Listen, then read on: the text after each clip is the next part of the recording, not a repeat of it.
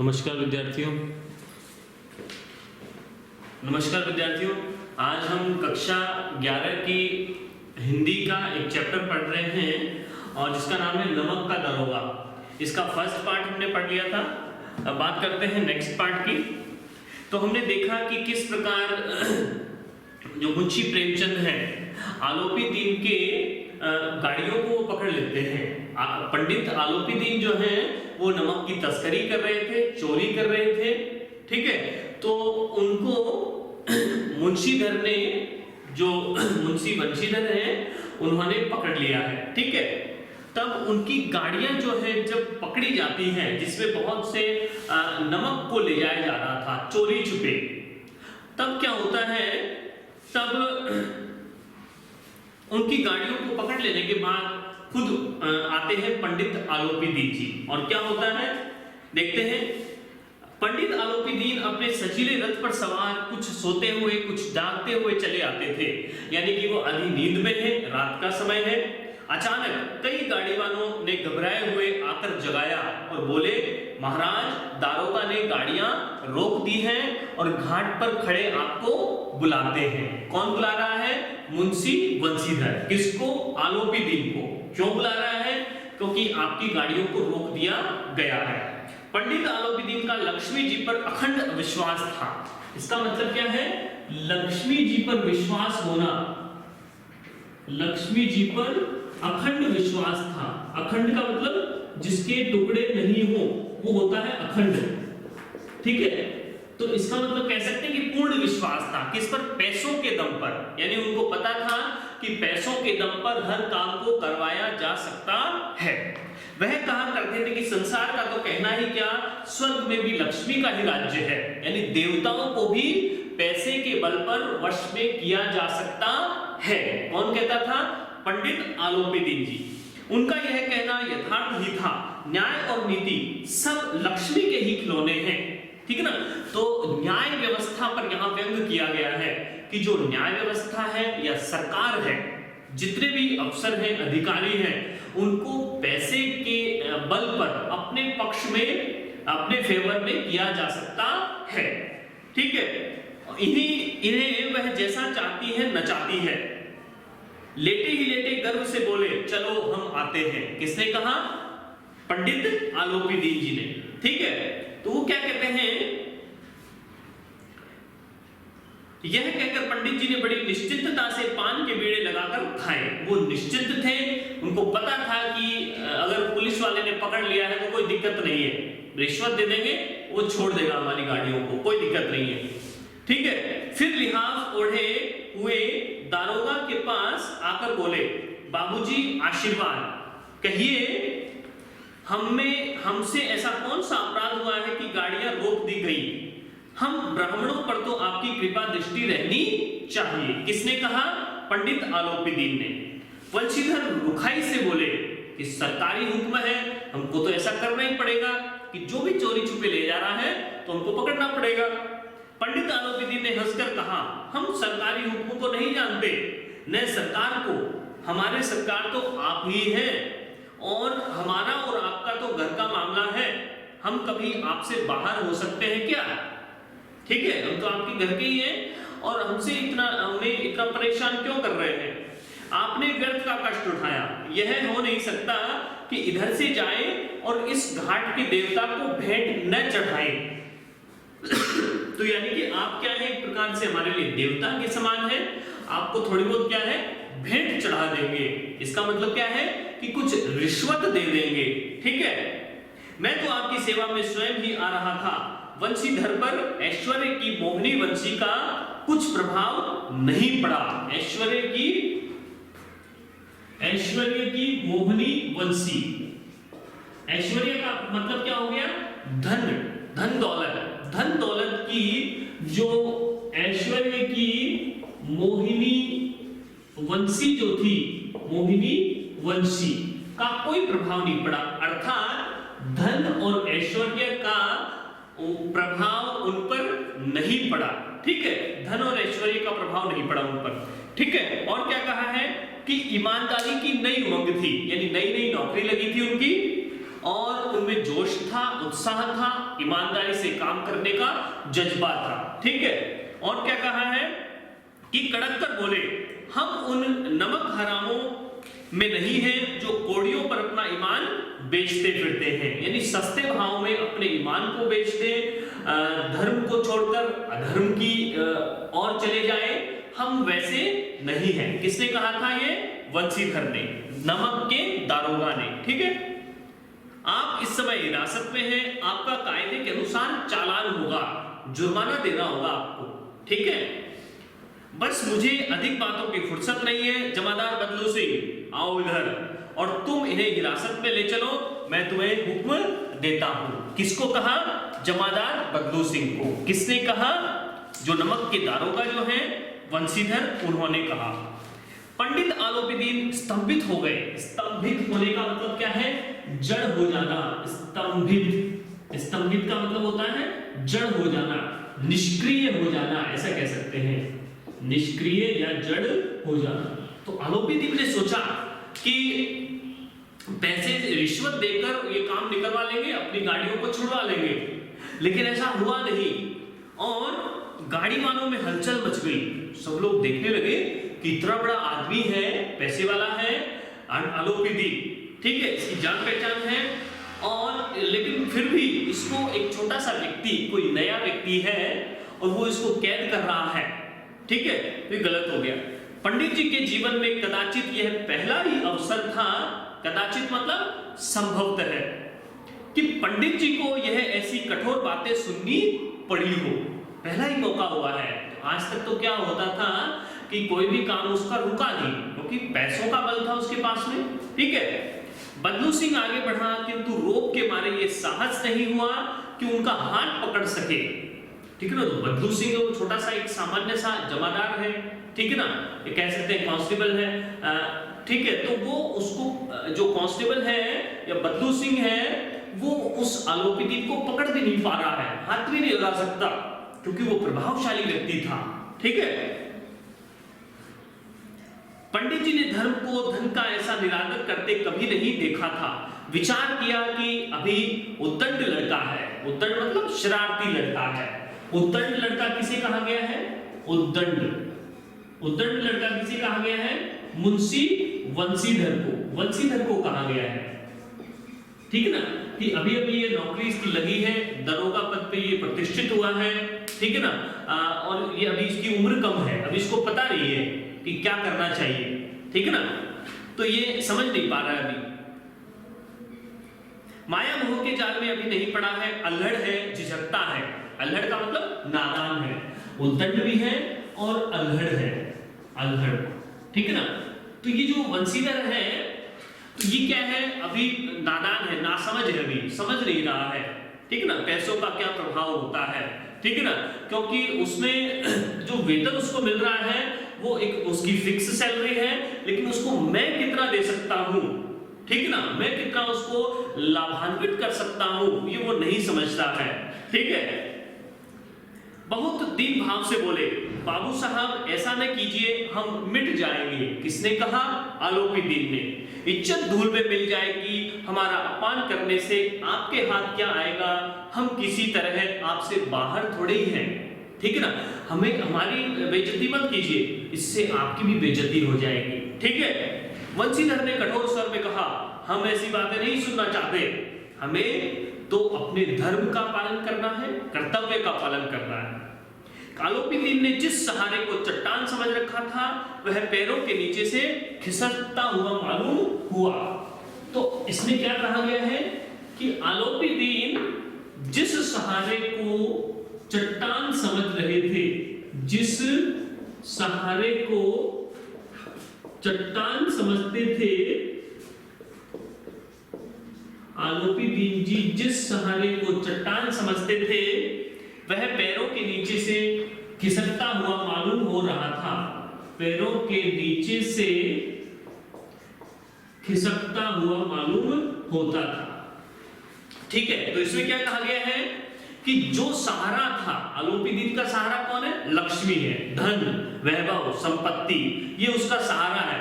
और वो जानता था कि इस सहारे से वो किसी भी काम को बड़ी सहजता से कर लेगा, ठीक है। तो वो उसको कैसा मानता था? चट्टान के समान, अडिग, अटल जिसको कह सकते हैं, ठीक है। तो इस चट्टान, वो जिस सहारा कौन है? वो वैभव, ठीक है, वैभव या धन संपत्ति, ठीक है। तो उस वैभव को जो चट्टान मान रहा था, वो चट्टान या वो सहारा उसके नीचे से खिसक रहा था।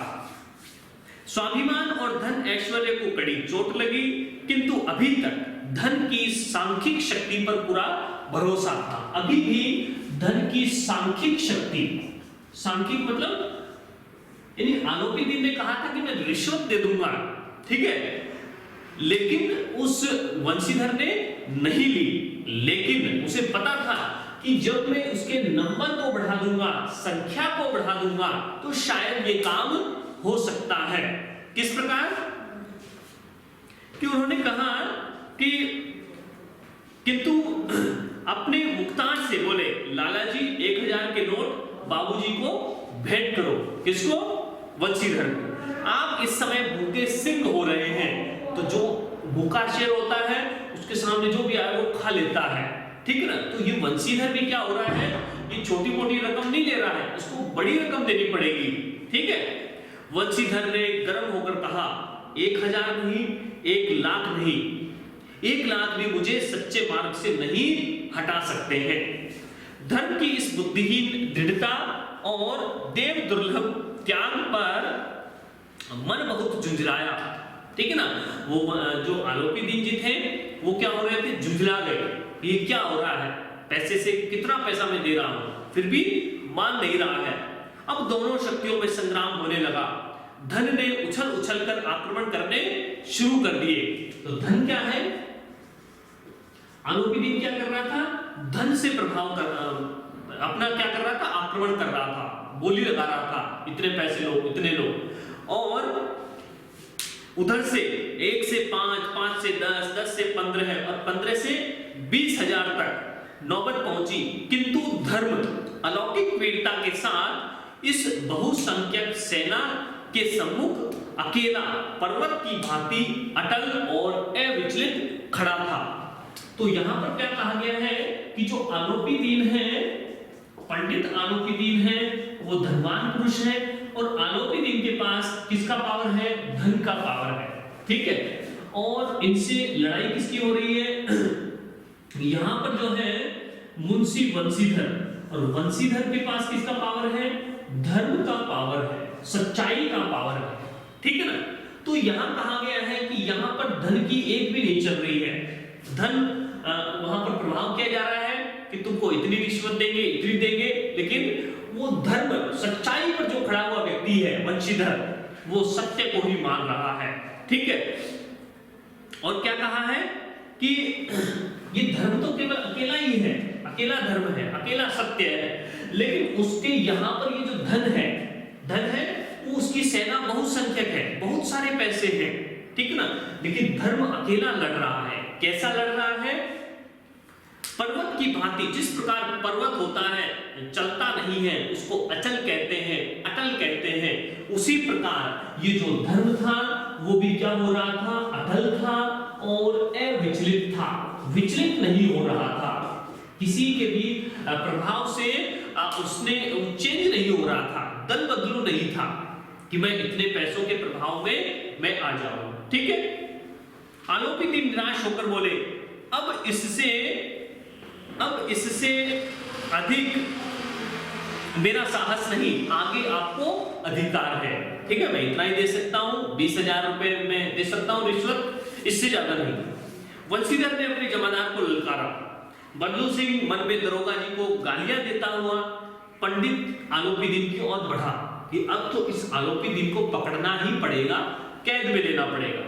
पंडित घबराकर 2-3 कदम पीछे हट गए, अत्यंत दीनता से बोले, बाबू साहब, ईश्वर के लिए मुझ पर दया कीजिए, मैं 25,000 रुपए पर निपटारा करने को तैयार हूं। तो आलोपीदीन ने क्या कहा कि कितने? 25,000 रुपए तक मैं दे सकता हूं, ठीक है, उससे ज्यादा नहीं। असंभव बात है, किसने कहा? वंशीधर ने। तो फिर आलोपी दीन ने क्या कहा कि 30,000 रुपये मान जाओ, तो किसी तरह भी संभव नहीं। तो क्या 40,000 पर भी नहीं, तो वो 40,000 तक देने को तैयार हो गए। वंशीधर ने क्या कहा, 40,000 नहीं 40 लाख पर भी असंभव है। बदरू सिंह, इस आदमी को अभी हिरासत में ले लो। अब मैं एक शब्द भी नहीं सुनना चाहता हूं। धर्म ने धन को पैरों तले कुचल डाला। अब यहां पर इस युद्ध में, इस लड़ाई में किसकी जीत हो गई है? धर्म ने धन को कुचल डाला, धन को पराजित कर दिया। ठीक है ना? धर्म ने धन को पराजित कर दिया। जो पैसे की जो शक्ति थी वो चकनाचूर हो गई। ठीक है? आलोपी दीन ने एक हृष्टपुष्ट का मतलब है बलशाली, मजबूत व्यक्ति, मनुष्य को हथकड़ियां लिए हुए अपने ओर आते देखा। चारों ओर निराश और कातर दृष्टि से देखने लगे। कातर मतलब भयभीत दृष्टि से। इसके बाद एकाएक मूर्छित होकर गिर पड़े। एकाएक मतलब अचानक, एकाएक मूर्छित हो गए, अर्थात अचानक मूर्छित होकर गिर पड़े। फिर क्या कहा है कि दुनिया सोती थी पर दुनिया की जीभ जागती थी। समझेंगे इसको कि दुनिया तो सो रही है, दुनिया तो रिलैक्स कर सकती है, दुनिया तो भूल जाएगी, लेकिन दुनिया की जीभ जाग रही है। दुनिया सो रही है लेकिन जीभ जागती थी, जीभ जागती थी।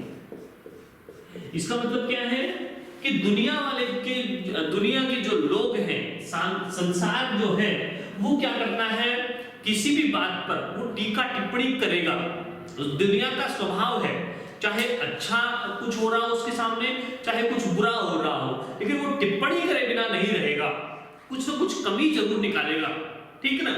चाहे किसी भी प्रकार से उसको देखा जाएगा तो संसार की जो आदत है वो कैसी है? टीका टिप्पणी करने की, मीनमेख निकालने की, कमियां निकालने की। ठीक है?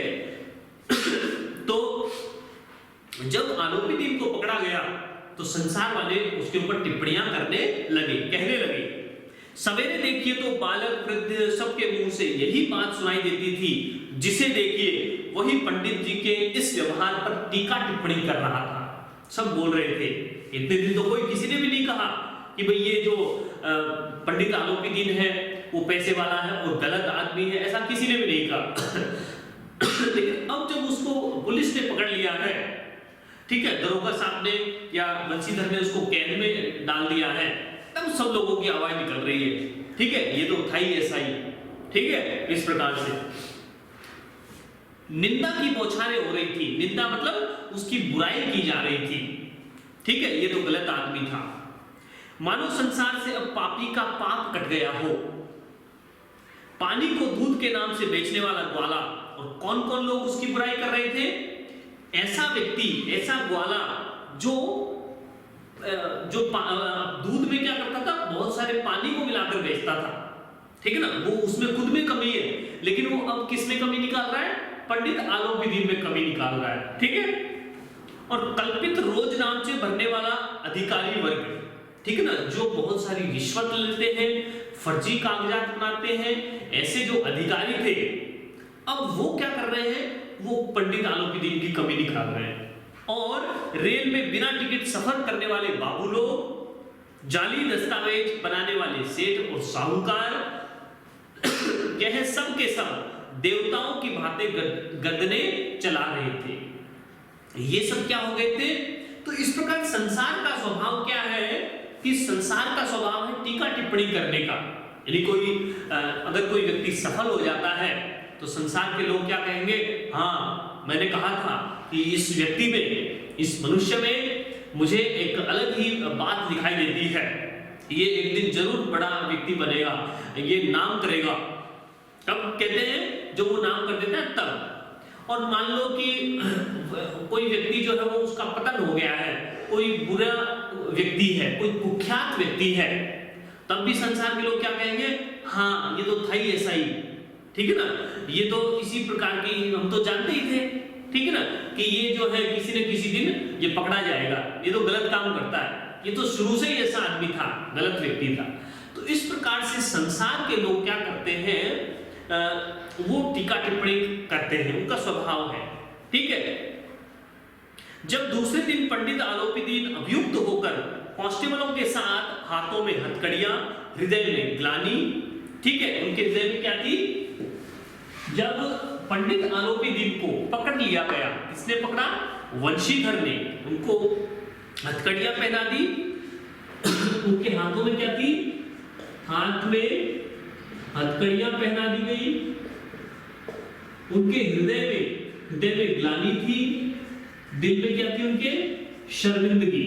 ग्लानि का मतलब क्या होता है, शर्मिंदगी का भाव। इतना बड़ा व्यक्ति, उसको भी क्या कर रही है, पुलिस पकड़ के ले गई है।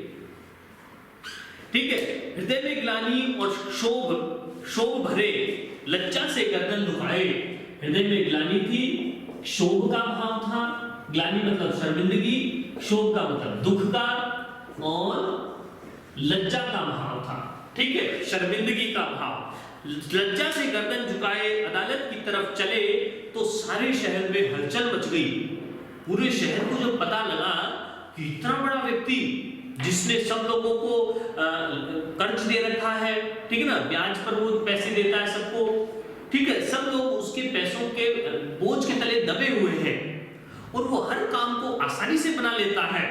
वो तो बहुत पैसे वाला व्यक्ति है और उसके पैसों के बल पर उसको क्या हुआ, ठीक है ना, उसको पकड़ किसने लिया, कौन है जिसने पकड़ा उसको। मेलों में कदाचित आंखें इतनी व्यग्र न होती होंगी। लेखक ने क्या कहा है कि मेलों में भी इस प्रकार भीड़ नहीं इकट्ठी होती होगी जितनी भीड़ वहां इकट्ठी हो गई। भीड़ के मारे छत और दीवार में कोई भेद नहीं था, और इतनी ज्यादा भीड़ हो गई कि दीवार और छत में कोई भेद नहीं, दीवार और छत में कोई भेद नहीं रहा। ठीक है। तो इतनी ज्यादा भीड़ हो गई, भीड़ इतनी ज्यादा इकट्ठी हो गई उस शहर में, उस पंडित आलोपीदीन को हथकड़ियों से जकड़े हुए देखने के लिए कि सब लोग सारे एकत्रित हो गए। सब देख रहे हैं कि ऐसा कैसे हो सकता है, ये तो पॉसिबल तो नहीं है। तो वो सब इकट्ठे वहां पर हो गए और छत पर सब इकट्ठे हो गए और सब लोग दीवारों पर खड़े हो गए हैं। तो पता ही नहीं चल रहा है कि कौन सी दीवार है, कौन सी छत है। सभी लोगों का वहां पर झुंड एकत्र हो गया था, किंतु अदालत में पहुंचने की देर थी। पंडित आलोपीदीन इस अगाध वन के, अगाध वन मतलब अगाध वन, अगाध मतलब असीमित वन, अनलिमिटेड, अगाध वन के सिंह थे। अगाध वन के सिंह मतलब इस असीमित जंगल के वो शेर थे। शेर कितने होते हैं, एक ही होता है और शेर का प्रभाव सभी जानवरों पर होता है। तो वो उन आलोपीदीन का प्रभाव सब पर था। उनको पता था कि अगर पुलिस वाले ने मेरी बात नहीं मानी है, इस थानेदार ने मेरी बात नहीं मानी है, तो ये जो मेरी जो न्यायिक व्यवस्था है, ये जो कोर्ट है, वो तो मेरा ही है। ये जज और वकील को तो मैं इस प्रकार खरीद सकता हूं, सजा तो मुझे नहीं होगी। ठीक है। तो आलोपीदीन इस अगाध वन के सिंह थे, अधिकारी वर्ग उनके भक्त थे। अभी भी उनको विश्वास था आलोपीदीन को कि मैं क्या हो जाऊंगा, मुक्त हो जाऊंगा, किसी भी प्रकार की सजा मुझे नहीं होगी। क्यों नहीं होगी? क्योंकि अधिकारी वर्ग उनके भक्त थे। अधिकारी जितने भी वहां थे वो सब उनकी पूजा करते थे, ईश्वर के समान उनको पूजते थे और अमले उनके सेवक थे। जितने भी अमले थे अर्थात जितने भी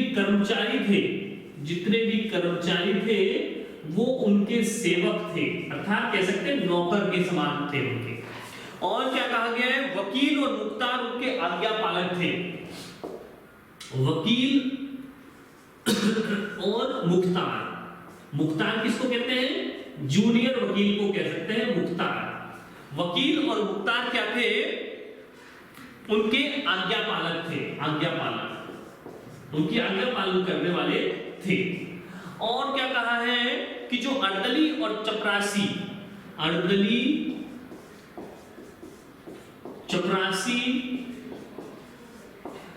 चपरासी और चौकीदार, वो तो उनके क्या थे, बिना मोल के गुलाम, बिना पैसे के गुलाम थे। तो पंडित आलोपीदीन को पता था कि मेरे ऊपर कोई मुकदमा नहीं होगा, मेरी गाड़ियां सब छूट जाएंगी, क्योंकि न्यायिक व्यवस्था मेरे हाथ में है, मेरी मुट्ठी में है। क्यों? क्योंकि सारे जो अधिकारी हैं वो मेरे भक्त हैं, कर्मचारी मेरे नौकर के समान है, सेवक है, वकील और मुख्तार, मुख्तार मतलब छोटे वकील, मेरे आज्ञा पालन करने वाले हैं, और अर्दली है, अर्दली का मतलब ये चपरासी हो गए, अर्दली, चपरासी और चौकीदार जो हैं वो मेरे बिना मोल के गुलाम बने हुए हैं, नौकर हैं, जो मैं उनको कह दूंगा वैसा ही होगा। ठीक है। उन्हें देखते ही लोग चारों तरफ से दौड़े, सभी लोग विस्मित हो रहे थे, विस्मित मतलब आश्चर्यचकित कि इतने बड़े आदमी को पकड़ा किसने। ठीक है। इसलिए नहीं कि आलोपीदीन ने क्यों यह कर्म किया, बल्कि इसलिए कि वह कानून के पंजे में कैसे आए। ऐसा कौन बहादुर है, किसने ऐसी आफत मोल ली है जो उसको पकड़ पाए। ठीक है ना। ऐसा मनुष्य जिसके पास असाध्य साधन करने वाला धन, और ये जो वंशीधर पंडित आलोपीदीन जी थे वो क्या थे, उनके पास धन है। कौन सा धन है? असाध्य को साध्य करने वाला, असाध्य को साध्य करने वाला धन। यानी पैसे से क्या किया जा सकता है? असाध्य काम को साध्य किया जा सकता है। असाध्य का मतलब जिसको साधा नहीं जा सके, ऐसा काम जो किसी भी तरीके से नहीं हो सकता। ठीक है ना। उस काम को सफल बनाया जा सकता है। किसके बल पर? पैसे के बल पर। पैसा किसके पास है? असीमित पैसा किसके पास है? पंडित आलोपीदीन के पास है। और अनन्य वाचालता हो, उनके पास क्या था? एक तो असाध्य को साध्य करने वाला धन था, और एक वाचालता थी। वाचालता का मतलब है वाणी का गुण, अत्यधिक बोलने का गुण, बोलने में वो एक्सपर्ट थे। ठीक है ना। तो ये दोनों उसमें गुण थे। तो फिर भी उनको कैसे पकड़ा गया? क्यों कानून के पंजे में आए? प्रत्येक मनुष्य उनसे सहानुभूति प्रकट करता था। बड़ी तत्परता से इस आक्रमण को रोकने के निमित्त वकीलों की एक सेना तैयार की गई। ठीक है ना। उनके पक्ष में उन्होंने वकीलों को हायर किया। ठीक है। उनको फीस दी। ठीक है। और मुकदमा लड़ने के लिए न्याय के मैदान में धर्म और धन में युद्ध ठन गया। और वापस से किसमें युद्ध हुआ? यहाँ पर धर्म व धन में। ठीक है ना। धन किसके पास है? आलोपीदीन के पास। और धर्म और सत्य किसके पास है? वंशीधर के पास। तो इस प्रकार से कहा गया है कि वंशीधर चुपचाप खड़े थे, उनके पास सत्य के सिवा और कोई बल नहीं था, न स्पष्ट भाषण के अतिरिक्त कोई शस्त्र। गवाह थे किंतु लोभ से डामाडोल थे। तो इस प्रकार से उनका हारना जो था वो एक तरीके से हम कह सकते हैं कि निश्चित ही था। ठीक है।